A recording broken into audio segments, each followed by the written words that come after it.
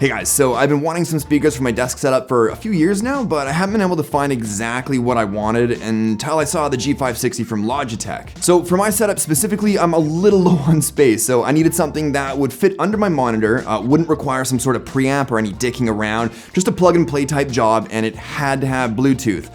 Well, obviously the G560 offers all of that and more, otherwise I wouldn't be wasting my time with this video, would I? The G560 is a 2.1 system with two 2.5-inch drivers for the satellite speakers and a 6.5-inch downward-facing subwoofer. Now both satellite speakers connect independently to the sub, and from the sub, you have the option to connect via USB or auxiliary. That being said, like a dirty old magician, the right channel speaker has some fun hidden around the back with the power button, Bluetooth pairing button, and a headphones port that unfortunately doesn't support microphones on things like gaming headsets. Oh, and RGB lighting, because that's kind of a main feature on this guy. But you can pair up to 4 devices with Bluetooth, and with Logitech's Easy Switch tech, it's all seamless. So I can be listening to music or watching a video on my computer, and then just start playing music from my phone, and it'll instantly come out of the speakers. No input selection or waiting for devices to connect, none of that BS. The volume buttons are on the top, which I thought might be a pain in the ass for me since it doesn't come with a remote, but it's actually not too bad since the speakers aren't much of a reach for me, and the volume up button's plus icon is raised a bit, so it's a bit easier to figure out. But if you think you'll have your speakers just outside of arm's reach, you might want to start upping your blood pressure medication or bring them in closer, because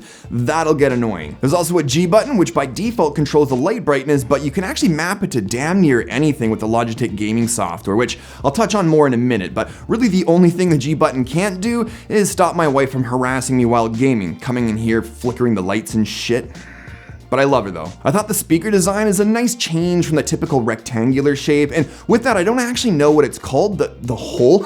Anyways, with the hole and additional RGB lighting on the inside, it looks pretty modern. I just wish it also came in a white version too, like maybe an all white with a black front. I think that'd look pretty cool. I also wish the cables weren't so bloody thick and rigid like I'm about to tow a semi-truck or something. Like, it's such a stupid complaint, I know, but if they were a little thinner, they'd be a lot more malleable and not stick out of my desk like Eugene Levy's eyebrows. So the RGB aspect is pretty sweet, but if I'm being honest, when I'm not gaming, I use it as sort of a desk lamp, because like personally, as much as I enjoy RGB things, I don't like overdoing it. But that being said though, Logitech sure gave us some pretty sweet options. Okay, so everything's controlled through the Logitech gaming app that you'll download for either Windows or Mac. Now, you can control the lighting through the aux port or with Bluetooth, sort of, but just use the damn software. And because the Logitech gaming software is like a Logitech hardware unifier, if you have other Logitech peripherals, they'll be here too, which is pretty sweet.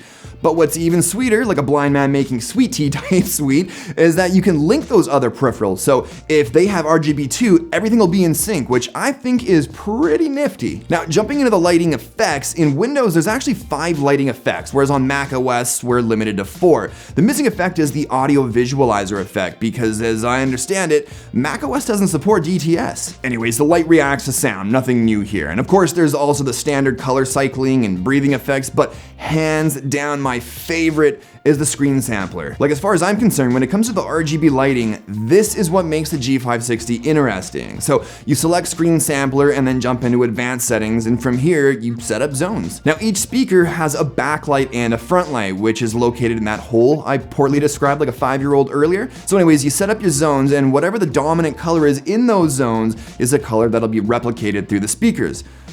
As in the lights, not the sound. You can't hear colors. Or can you? Now, there's another level of immersion while gaming, but unfortunately, it's pretty limited at the moment, and it's called light sync. Basically, when you're playing one of the light sync supported games, the lighting will react based on things like the environment, specific effects that the game developer may have wanted to bring more attention to, or like in Battlefield 1, when you get killed, the lights go all red, or when you're on fire, everything goes all orange, sorta. It's a really cool idea, but the list of light sync supported games is super duper short. In fact, the only game on the list that I'm currently playing is Battlefield 1, so hopefully we see that list grow as time goes on. But even if your favorite game isn't on the list, it's fine, because you can still create specific gaming profiles and save the screen sampling effect to those profiles, like I have with Overwatch, for example, which in my opinion is a much more immersive experience than the light sync anyways. So RGB lighting with screen sampling, big thumbs up from me. But How's the audio quality? Well, Logitech has been in the speaker biz for ages now, covering high-end speaker systems way out of my price range to speakers that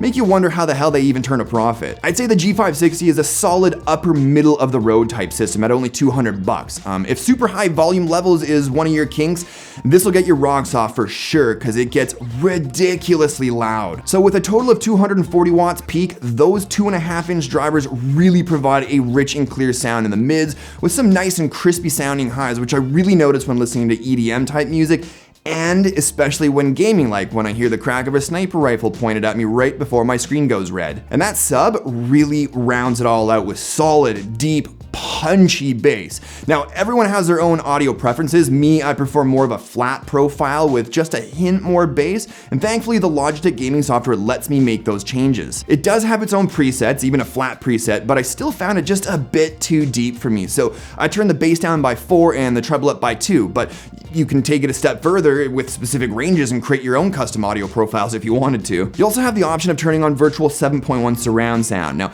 I've tested it. It's not really my thing. I don't like how it messes with the sound of the audio. Others have had similar thoughts, but it's there if you're into that sort of thing.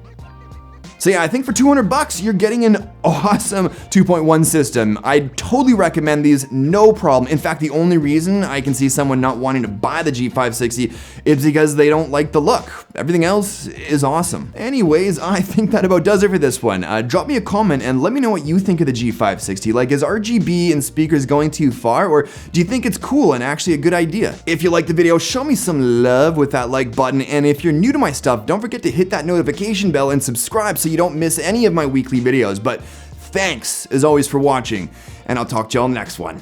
Cheers!